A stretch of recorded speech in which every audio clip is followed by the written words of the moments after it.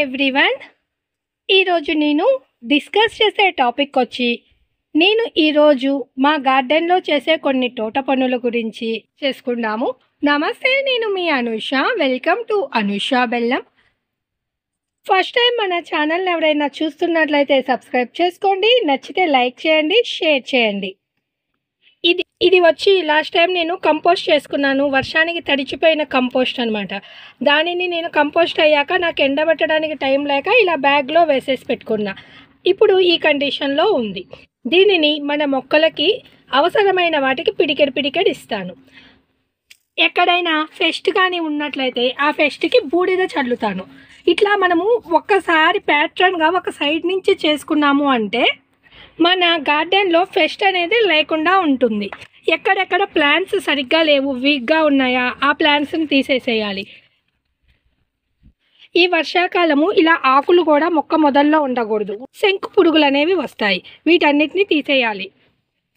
ఈరోజు నేను అయిన వరకు చేసుకుంటానండి. ఒక సైడ్ నుంచి చేసుకుంటూ వెళ్తాను.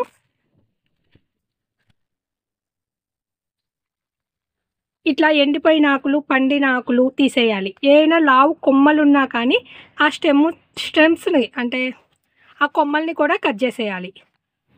ఇక్కడ బెండ మొక్క వీక్గా ఉంది అని చెప్పేసి టమోటా మొక్క పెట్టుకున్నాను. కానీ బెండ మళ్ళా ఇగుడ్లు పెట్టుకొని మంచిగా కాయలు వస్తున్నాయి. కాబట్టి ఈ టమోటా బెండ రెండు ఉంటే వీటికి ఎనర్జీ సరిపోదు. ఈ టమోటాని ఇంకెక్కడికైనా ట్రాన్స్ప్లాంట్ చేసుకోవాలి. ఇక్కడ ఉన్న ఆ 2 పచ్చిమిరపకాయలు అంత హెల్తీగా లేవండి. నాకు తెలిసి ఇవి సర్వే అయ్యే ఛాన్సెస్ చాలా తక్కువ.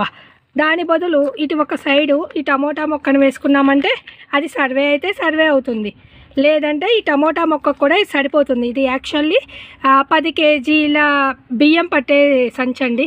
పైనే చూడండి ఎర్త్వర్మ్స్ ఎంత బాగున్నాయో. మనం ఆర్గానిక్గా చేసుకుంటున్నాము అనేదానికి నిదర్శనమే ఎర్త్వర్మ్స్ అండి. అవి మన కిచెన్ వేస్టేజ్ని తినేసి మా విసర్జాలు మన మొక్కలకి బలమైపోతాయి.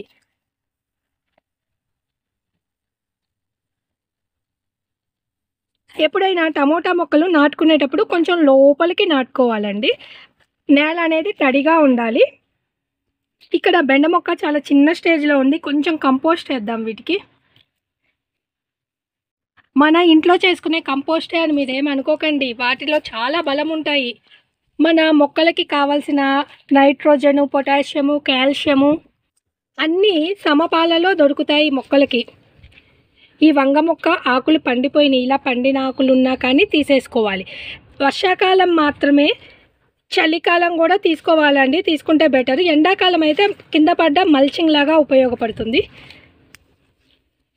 మనకి చిన్న గార్డెన్ అయినా కానీ హార్వెస్ట్లు ఒక 4 ఉండే కుటుంబానికి సరిపోతున్నాయి. 95% మన ఇంట్లో వచ్చాయే సరిపోతున్నాయి. ఇలా రావాలంటే మనము ఇలా చిన్న చిన్న పనులు చేసుకోవాలి. ఒకే రోజు అన్నీ చేసుకోవడం లేదు. ఒక సైడ్ నుంచి అయిన వరకు అవుతాయి, చేసుకుంటూ ఉండాలి. ఈ తీసేసిన ఎండాకుల్ని కూడా మళ్ళీ మనం కంపోస్ట్లో వేసుకోవచ్చు. ఇక్కడ కూడా సేమ్ బెండ మొక్క సరిగ్గా లేదని టమోటా పెట్టాను. ఇక్కడ ఇంకొక టమోటా మొక్క చాలా వీక్గా ఉంది. ఈ బెండ మొక్క హెల్తీగా తయారయ్యింది. కాబట్టి ఈ టమోటాని ఇంకొక చోట షిఫ్ట్ చేసుకుందాం. మనము ప్రతిరోజు అయినా ఈ పనులు చేసుకోవచ్చండి, లేదా మనకు కుదిరినప్పుడైనా చేసుకోవచ్చు. ఇక్కడ తోటకూర ఉంది కానీ మొత్తం ఆకుముడత తెగులుతో ఉంది. ఇదంతా పిచ్చి మొక్కలు. ఇది వచ్చి క్యాప్సికమ్ మొక్క. ఇక్కడ ఏం లేదు కాబట్టి ఈ ప్లేస్లో నేను టమోటా మొక్కను అనేది పెట్టుకుంటాను. మనము ఇప్పుడు ఇది గమనించుకోకుండా అలాగే వదిలేసామనుకో ఏమవుతుందంటే ఈ మొక్క అనవసరంగా మనం వేస్ట్ చేసిన వాళ్ళం అవుతాము. మనకి ప్రతి ఒక్క మొక్క, విత్తనము అన్నీ ఇంపార్టెంటేనండి. ఇక్కడ మామిడి చెట్టు వస్తుంది. మామిడి ముట్టలు వేయకూడదు అనుకుంటాను, వేస్తాను, చెట్లు వస్తూ ఉంటాయి. ఇక్కడ టమోటా మొక్కకు కూడా కొంచెం కంపోస్ట్ వేస్తున్నానండి. ఇక్కడ బెండ మొక్క కంపోస్ట్ వేస్తున్నాను. ఇక్కడ బెండకాయలు కూడా ఉన్నాయండి, అవి కూడా హార్వెస్ట్ చేసుకున్నాం, లేత బెండకాయలు. ఇక్కడ కూడా సేమ్ బెండ మొక్కలే వీక్ అయిపోయినాయని టమోటా నారు పెట్టాను. బెండ మొక్కలు మళ్ళీ వర్షాలకు తట్టుకున్నాయండి. మిల్లీ బగ్స్ ఎక్కడైనా ఉన్నట్లయితే తీసేయండి. ఇవి వాతావరణంలో మార్పుల వల్ల విపరీతంగా వస్తున్నాయండి. మాకైతే ఒక రకంగా ఉండట్లేదు, అంటే అలా అని ఎండ ఉండట్లేదు, అలా అని చలిగా కూడా ఉండట్లేదు. పిచ్చి క్లైమేట్లా ఉంటుంది మాకైతే. అసలుకి వర్షం వచ్చిందని చెప్పేసి వెళ్తాను, వర్షం పడదు, అది మొక్కలకు సరిపడా పడదు. మిల్లీ బగ్స్ వచ్చినప్పుడు ఇట్లాగా తుంచేసుకున్నా మళ్ళీ ఫ్రెష్ లీవ్స్ వస్తాయండి. ఇప్పుడు ఇక్కడ కూడా టమోటా మొక్క తీసేసాను కదా, ఆ ప్లేస్లో ఒక పిడికెడు ఎరువు వేసుకుంటున్నానండి. ఇక్కడ ఒక పచ్చిమిరపకాయ చెట్టు కూడా హెల్తీగా ఉంది, దానికి కూడా వేస్తున్నాను. పచ్చిమిరపకాయలు నారు వేసుకున్నానండి. ఇంకా నా దగ్గర ఒక 4 మొక్కలు ఉన్నాయి. ఇక్కడ అసలు ఖాళీ ఉన్నదనే కూడా నాకు తెలియదు, రోజు వచ్చి నీళ్లు చేస్తున్నాను తెప్పించి. ఇట్లా మనం అప్పుడు గమనించుకుంటూ ఉంటే ఏ కుండీలో మొక్క ఈల్డింగ్ అయిపోయింది అన్నది చూసుకొని మళ్ళీ మనం ఫ్రెష్ మొక్కలు కానీ విత్తనాలు కానీ పెట్టుకుంటూ ఉండొచ్చండి. ఇవి వచ్చి చిన్న కాయలుగా వస్తాయి కదా మిరపకాయలు, ఆ మిరపకాయలండి. ఇలాంటి ట్రాన్స్ప్లాంట్ పనులు ఏదైనా ఉంటే ఈవినింగ్ టైంలో చేయొచ్చండి. మాకంటే ఇక్కడ ఎండ లేదు, అలాంటి వర్షము లేదు, అదొక రకంగా ఉంది. వర్షం ఏదో చిన్న చినుకులు పడతాయి, సడన్గా ఆగిపోతాయండి. కాబట్టి నేను అందుకోసము ఇది డే టైమే నేను షిఫ్ట్ చేస్తున్నానండి. కుదరకపోతే ఏ టైంలో అయినా షిఫ్ట్ చేయొచ్చండి, కానీ వాటరింగ్ మస్ట్ అండ్ షుడ్ అండి. ట్రాన్స్ఫర్ చేసాక ముందు కూడా నీళ్ళు ఫుల్ ఉండాలి. మనము ఇలా ఎండాకులు పండాకులు ఇవన్నీ తీసుకోకుండా అలానే వదిలేసామంటే మొక్కకి ఫంగస్ వస్తుంది. అందులో ఈ వర్షాకాలం అండి చాలా ఎక్కువగా వస్తాయి మట్టిలో నుంచి. ఏ కాలమైనా మొక్కకి గాలి ఆడాలి, కొంచెం నీట్గా పెట్టుకోవాలి. మనం ఇంట్లో ఎలా శుభ్రంగా ఉంచుకుంటామో అలాగా. మనము ఇంట్లో చేసుకునే కంపోస్ట్ అయినా కానీ ఎండబెట్టుకోకపోయినా, మీకు టైం లేకపోయినా కవర్లో వేసుకున్నా ఇలా పొడి పొడిగా బాగానే వస్తుందండి, డ్రై అయిపోతుంది. ఆ రోజు పురుగులు కూడా లైట్గా కనిపించాయి నా కంపోస్ట్లో, కానీ ఇప్పుడు అసలు ఏమీ లేవు. ఇది జరిగి ఒక 15 రోజులు అవుతుందండి. నేను అలా ఒక ట్యాంక్ కింద ఇలా పెట్టేసుకొని ఉన్నాను. ఇట్లా మనము గమనించుకొని కంపోస్ట్లు అలా ఇవ్వటం మూలన మొక్కకి ఇంకొంచెం ఎనర్జీ వచ్చి ఇంకా 2 ఈల్డింగ్లు ఎక్కువ వస్తుందండి. మనము క్లీనింగ్ చేసుకునే ప్రొసీజర్ వల్ల కూడా మనకి ఎక్కడెక్కడ మొక్కలు ఉన్నాయి, ఎక్కడెక్కడ లేవో కూడా తెలుస్తాయండి. ఇక్కడ ఒక 2 కేజీల కవర్లో అండి బెండ ఇత్తనం పెట్టినట్లున్నాను, అది రాలేదని మళ్ళీ మిర్చి పెట్టినట్లున్నా. మిర్చి ఫ్లవరింగ్ ఇస్తుంది, బెండ హెల్తీగా ఉంది. 1/2 కేజీ మట్టి కూడా లేదు. ఇలాంటి వాటికి ఇంకొంచెం ఎక్కువ కంపోస్ట్ ఇవ్వాలి గమనించుకొని. 2 హెల్తీగా ఉన్నాయి. ఇప్పుడు మళ్ళీ ఇది ఫ్లవరింగ్లో ఉంది, దీన్ని ట్రాన్స్ప్లాంట్ చేస్తే ఇది తట్టుకోలేదు. ఇది కూడా ఫ్లవరింగ్లో ఉంది, బెండ ఫ్రూటింగ్లో కూడా ఉంది. కాబట్టి దీనికి ఒక 4-5 పిడికెళ్ళు వేసుకోవాలి. ఇప్పుడు ఇంతవరకు ఎక్కడెక్కడ ఖాళీ ఉన్నాయో వాటి దగ్గర మొక్కలు పెట్టుకొని కంపోస్ట్ వేసుకోవటము. ఎక్కడైనా చీడలు ఉన్నట్లయితే ఆ చీడలకి బూడిద చల్లుకున్నానండి, మిల్లీ బగ్స్ అలా ఉంటే. ఎండాకులు అవన్నీ తీసేసి నీట్గా పెట్టుకున్నాను. ఈ సీజన్లో మనము ఎండాకుల్ని కానీ వదిలేసామంటే శంకు పురుగులు అనేవి విపరీతంగా వస్తాయి.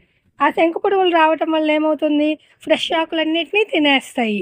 నెక్స్ట్ ఇక్కడ ఫ్రిడ్జ్ అట్ట పెట్టండి. ఈ ఫ్రిడ్జ్ అట్టపెట్టలో నేను మల్బరీ ప్లాంట్ పెట్టుకున్నాను, అది చనిపోయింది అనుకున్నాను స్టెమ్ కటింగ్ ద్వారా. గోంగూర విత్తనాలు నేను ఊరి నుంచి తెచ్చుకుంటే వాళ్ళని అడిగితే ఇవి ఎర్ర విత్తనాలా తెల్ల విత్తనాలా అంటే మాకు తెలియదు అన్నారండి.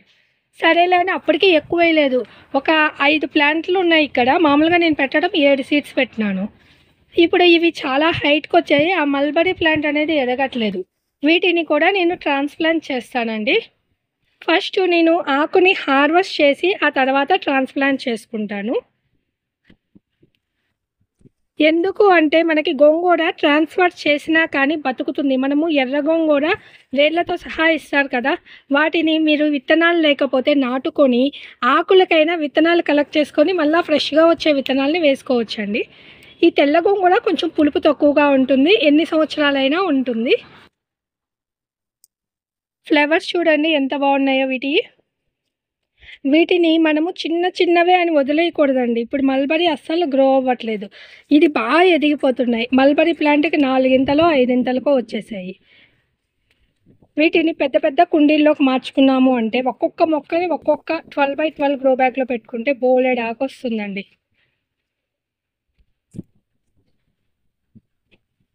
నేను గార్డెన్ స్టార్ట్ చేసిన దగ్గర నుంచి ఈ గోంగూర విత్తనాల కోసం వెతుకుతున్నానండి. నాకు ఎప్పుడూ దొరకలేదు. ఎప్పుడు ఎర్ర గోంగూర దొరికాయి కానీ తెల్ల గోంగూర దొరకలేదు. ఫస్ట్ టైమే.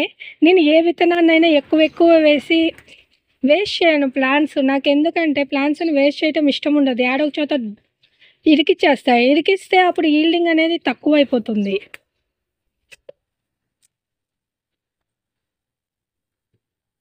ఇప్పుడు కూడా ఒక పెద్ద డీస్ గోంగూర వస్తుందండి. ఈ గోంగూర హార్వెస్ట్ చేసి మళ్ళీ ట్రాన్స్ఫర్ కూడా చేసుకోవచ్చు.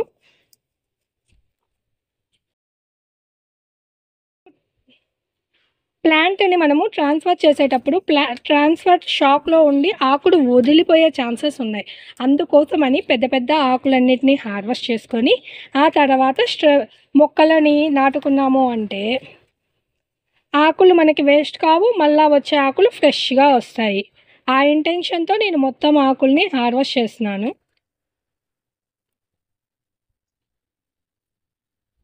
మనకి కొన్ని మొక్కలు కావాలంటే కొన్నిటిని సాక్రిఫైస్ చేయాలి. ఇవి నా దగ్గర విత్తనాలు ఉన్నాయి, మొత్తం తీసి మనము బయట పడేసేసి మళ్ళీ ఫ్రెష్ ప్లాంట్ పెట్టుకోవచ్చు. కానీ నాకు ప్రాణం ఒప్పదండి. ఏ మొక్కనైనా ఇంక అది చనిపోతుంది, లేదా ఆ మొక్క నుంచి ఇంక ఏమి ఈల్డింగ్ రాదనేదాకా వాడుకుంటాను.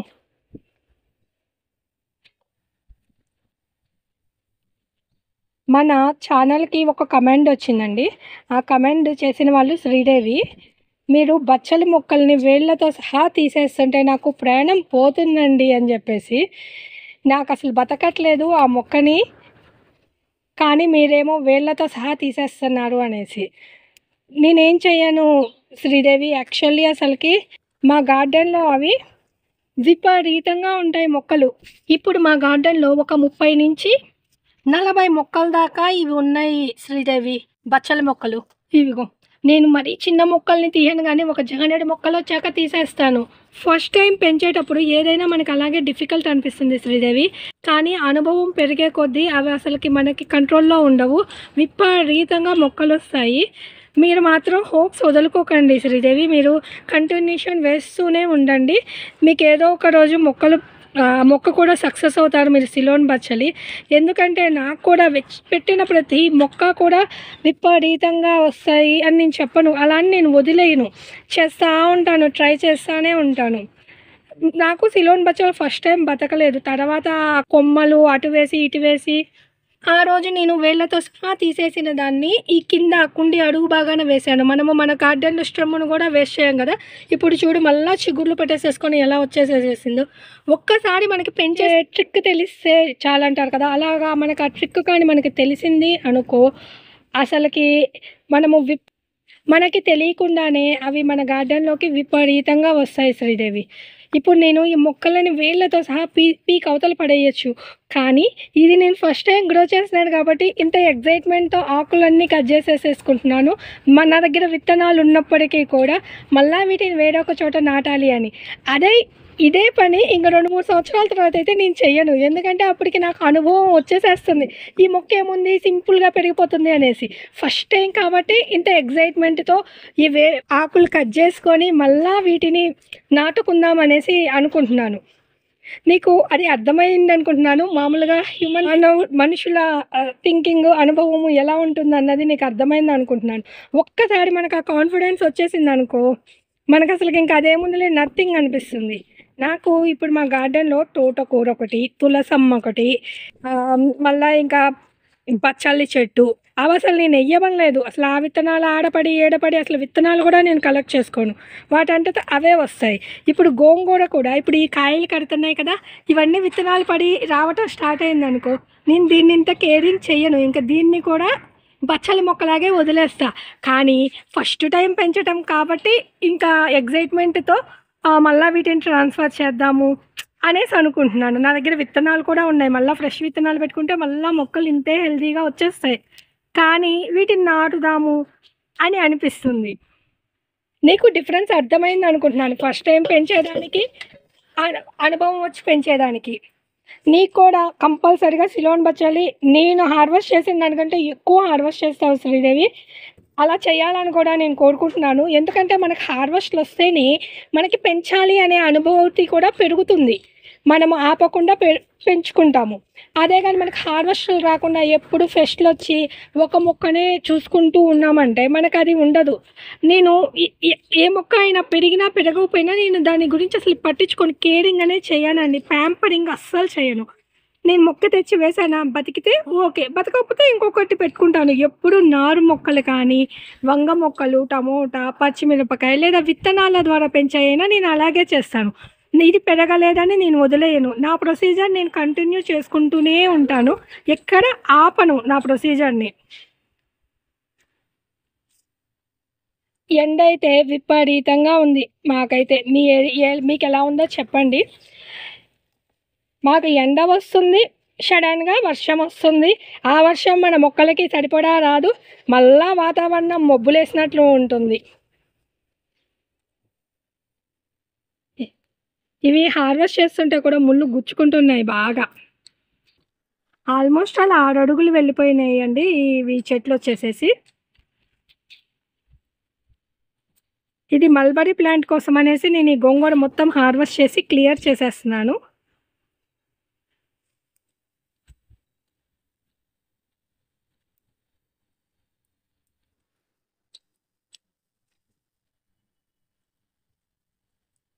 ఇంకొకటి కూడా శ్రీదేవి గారు మీరు అడిగారు, మీరు కోసుకున్న తులసమ్మ ఆకులు, వామాకుల్ని కడిగి ఎండబెట్టుకుంటారా అని.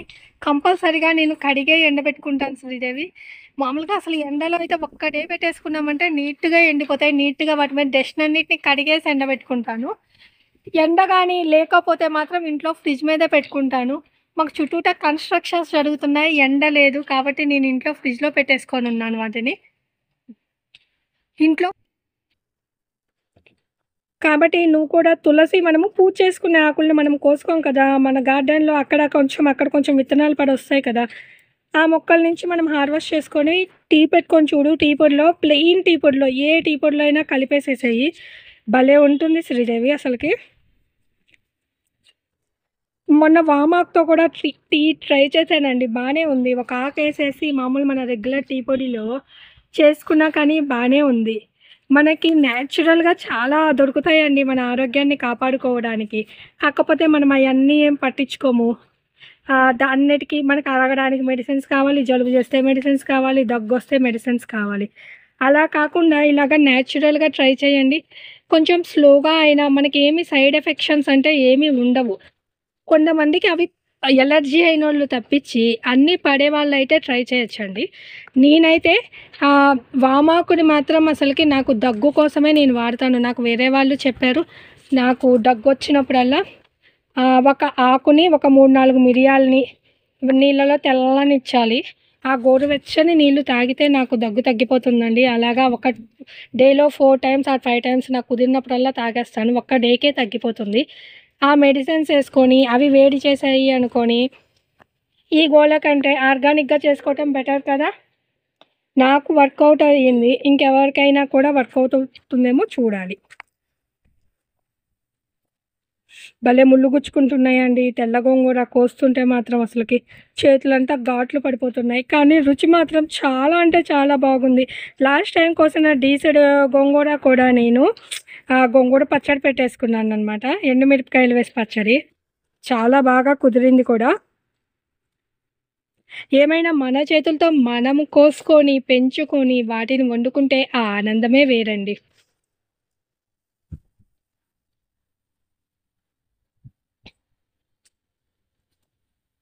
ఇది కొంచెం మోటివేషనల్ వీడియో లాగా అయిపోయింది శ్రీదేవి. నీ కమెంట్స్కి రిప్లై ఇస్తూ గోంగూర మొక్కల్ని కోసుకుంటూ ఈ మొక్కల్ని ట్రాన్స్ఫర్ చేయటము. ఎవరో ఒక్కళ్ళైనా వీటిని చూసి ఇన్స్పైర్ అయ్యి స్టార్ట్ చేస్తారు. ఇంత ఈజీ పెంచటము మొక్కల్ని. అందులో మనకి కావాల్సిన కూరగాయలని పెంచుకోవటము అంటే అసలు ఆనందం చాలా అంటే చాలా వేరండి. అసలు ఎక్స్ప్రెస్ చేయలేము.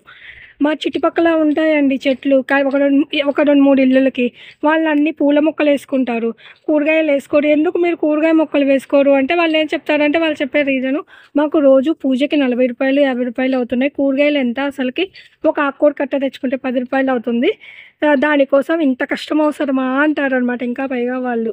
కానీ మనకి ఆరోగ్యం అనేది ఎవరు ఇవ్వరు కదా, మనం ఆరోగ్యాన్ని మనమే జాగ్రత్తగా చూసుకోవాలి. అవి 10 రూపాయలకి వచ్చే కూరగాయలైనా వాటిలో ఎన్ని రసాయనాలు వేసి పెంచారో మనకి తెలియదు. మన చేతులతో మనము ఇంట్లోనే కంపోస్ట్ చేసుకొని అసలు ఏమీ కూడా పనిలేదండి. మన కిచెన్ వేస్టేజ్ ఇప్పుడు వేసేసుకున్నామంటే చాలు, దానికి వచ్చే కూరగాయలు అసలుకి మీకు బయట ఎంత కాస్ట్ పెట్టినా దొరకవు. ఆర్గానిక్ అని చెప్తున్నారు, అవి ఆర్గానిక్గా పెంచారో పెంచలేదో మనం వెళ్ళి చూడము. ఎందుకంటే వాళ్ళు ఎంతో కొంత ఇన్వెస్ట్ చేస్తారు వాటి మీద, గ్రీన్ ఎఫెక్ట్ పెట్టుకుంటారు. ఇప్పుడు నేను క్యాబేజీ, క్యాలీఫ్లవర్ చలికాలంలోనే పెంచుకుంటాను. కానీ మనకి మార్కెట్లో చలికాలము, ఎండాకాలము అన్ని కాలాల్లో మనకి అవి దొరుకుతాయి. దొరుకుతాయి కదా అని చెప్పేసేసి అవి న్యాచురల్ కాదు అని కాదు, కాకపోతే వాటికి ఆ ఎఫెక్ట్నిచ్చి పెంచుతున్నారు. ఇప్పుడు నేను కూడా క్యాబేజీ నారు వేసుకున్నాను. ఇక్కడ 2 ప్లాంట్స్ ట్రాన్స్‌ప్లాంట్‌కి వచ్చాయి. మళ్ళా ఇక్కడ విత్తనాలు వేసుకున్నాం ఒక వారం తేడాతో. ఎందుకంటే మనకి ఒకేసారి అన్ని మొక్కలు వచ్చాయనుకో మళ్ళీ మనకి ట్రాన్స్ఫర్ చేయాలంటే ఇబ్బంది కదా. అందుకోసం అనేసి అందులో ఈ క్యాబేజీకి 10 కేజీల కంటైనర్ కావాల్సి వస్తుందండి. అందుకోసం ఒక 10 విత్తనాలు పెట్టుకుంటున్నాను ఒక వారం తేడాతో. ఈరోజు ఈ కంటైనర్లో విత్తనాలు పెట్టుకున్నాను. ఇవి 2 వారాల క్రితం పెట్టుకున్న మొక్కలు ఈ స్టేజ్కి వచ్చాయి. ఇప్పుడు ట్రాన్స్ఫర్ చేసుకోవచ్చు, ఇష్టము బాగానే ఉంది. ఇవి ఒక వారం క్రితం పెట్టిన మొక్కలు. ఇట్లా మనము ప్లాన్ చేసుకొని ఆర్గానిక్గా ఏ సీజన్ వెజిటేబుల్స్ని ఆ సీజన్ని మన గార్డెన్లో ఏ గ్రీన్ హౌస్ ఎఫెక్ట్ కానీ ఏమీ లేకపోయినా ప్రకృతి సిద్ధంగా పెంచుకోగలుగుతామండి. ఆర్గానికే కాదు, మనము ప్రకృతి సిద్ధంగా. ఇప్పుడు మీతో మాట్లాడుతూనే నేను అంతా ఆకులు హార్వెస్ట్ చేసేసానండి. ఇంకా వీటిని ట్రాన్స్ఫర్ చేసుకుందాం. నేను అనుకుంటున్నాను మన దగ్గర ట్యాంక్ ఉంది కదా, ఆ ట్యాంక్లోకి ట్రాన్స్ఫర్ చేసుకున్నాము అంటే మనకి పొద్దుగూకులు ఆ ముళ్ళు గుచ్చుకోవటం కానీ ఏముండదు, అది పర్మనెంట్గా ఉంటుంది. బతికితే బతుకుతాయి, బతకకపోతే మళ్ళీ ఫ్రెష్ విత్తనాలు పెట్టుకోవచ్చు. వేరే కుండీల్లోకి మార్చామంటే ఆ కుండీని అనవసరంగా వేస్ట్ చేసినట్లు అవుతుంది. కంపల్సరీ బతుకుతాయి, కాకపోతే ఇవి విత్తనాల స్టేజ్కి వచ్చాయి కదా, కాయలు ఎంత మాత్రం వస్తాయో డౌటు. ఇంకా కానీ ఇవి కూడా విత్తనాలు పడి వాటంటే తమ మొక్కలు రావటం స్టార్ట్ అయినాయి అంటే నేను ఇంకా బచ్చలాకులాగా వదిలేస్తానండి ఈ మొక్కను కూడా. ఇది చూడండి ఎంత ఆకు వచ్చిందో. ఈ పువ్వులు కూడా చాలా బాగున్నాయండి. ట్యాంక్లో ఒక సైడ్ ఖాళీగా ఉంది, ఆ సైడ్ మొత్తము గోంగూర నాటుకుంటానండి. మట్టిని ఐరన్ రాడ్ సహాయంతో నీట్గా గుల్లగా చేసుకున్నానండి. ఇక్కడ మనము కోసిన గోంగూర 4 మొక్కల్ని ట్రాన్స్ఫర్ చేస్తున్నానండి. అబ్బా, ఇవి ఆకుకూరలే గోంగూర మొక్కలే అనుకున్నానండి. అసలు వీటి రూట్స్ ఎంత దూరం వెళ్ళిపోయాయో. వీటి కాండం అయితే అసలు ఇంకా నెక్స్ట్ లెవెల్. అసలు ఒక్కొక్కటి వీటిని తీయటం చాలా కష్టంగా ఉందండి. అడుగు దాకా వెళ్ళిపోయినాయి అసలుకి వేర్లు. పడేయాలనిపిస్తుంది కానీ హెల్తీగా ఉన్న మొక్కలు కదా, మళ్ళీ ఆకొస్తాయేమో. మళ్ళీ విత్తనం పెట్టి ఈ స్టేజ్కి రావాలంటే మినిమం 2 నెలలు పడుతుందండి, ఇంతంత పెద్ద మొక్కలు రావాలంటే. దానికోసమని మళ్ళీ ట్రాన్స్ఫర్ చేస్తున్నాను. ట్రాన్స్ఫర్ చేస్తే 15 రోజులకే మళ్ళీ హార్వెస్ట్కి వస్తుంది. నాకున్న క్యాలిక్యులేషన్ ఇదిగోండి. మన పిచ్చికి అద్దు లేదంటారు కదా, ఆ టైప్లో వీటిని నీట్గా ఇక్కడికి ట్రాన్స్ఫర్ చేసుకున్నా. 4 విత్తనాలు పెట్టుకుంటే మళ్ళీ కొత్త మొక్కలు వస్తాయి, మళ్ళీ ఇంతే ఎదుగుతాయి. కానీ ఉన్న మొక్కల్ని కూడా మనకి పడేయడానికి ప్రాణం ఒప్పదు. చేతులంతా గీచుకొని పోయినాయండి, అంతా ముళ్ళులు అవన్నీ ఆ గోంగూరకు ఉన్నాయి మొత్తము. అయినా ఆగంగా ట్రాన్స్ఫర్ అయితే చేశానండి అన్నీ ఈ ట్యాంక్లోకి. ఇదిగోండి కింద కూడా మంచిగా మట్టి పోసేసేసాను. ఇంకా వాటరింగ్ చేయాలి. ఎంత నేల తడిగా ఉన్నప్పటికీ కానీ మనం మొక్కని మార్చుకోగానే కంపల్సరీగా వాటరింగ్ చేయాలండి. అది ఆల్రెడీ ట్రాన్స్పరెంట్ షాక్లో ఉంటుంది కాబట్టి. ఇది మళ్ళీ మనకి వారానికి మళ్ళీ హార్వెస్ట్కి రావాలని కోరుకుంటున్నాను. మనము గోంగూర మొక్కల్ని ట్రాన్స్ఫర్ చేసుకున్నాం. ఇప్పుడు ఈ ప్లేస్ మొత్తము ఖాళీ అయిపోయింది. ఇప్పుడు మల్బరీ హ్యాపీగా పెరుగుద్ది. పెద్ద డీసుడి గోంగూర వచ్చిందండి. ఆల్మోస్ట్ 4 మొక్కలకి ఇంత గోంగూర వచ్చిందండి అసలుకి. ఇదండి ఈరోజు వీడియో. గోంగూర మొక్కల్ని ట్రాన్స్ఫర్ చేసుకొని ఆ ట్రాన్స్ఫర్ చేసుకున్న ఆ మొక్కలకున్న ఆకులన్నిటిని హార్వెస్ట్ చేసుకొని మన శ్రీదేవి గారు అడిగిన కమెంట్స్కి రిప్లై ఇచ్చుకుంటూ, ఈ వీడియోలో ఏమన్నా డౌట్లు ఉంటే కమెంట్ రూపంలో అడగండి. అండ్ ఈ వీడియోపై మీ ఒపీనియన్ని కూడా కమెంట్ చేయండి. Thank you for watching. Wish you A happy gardening.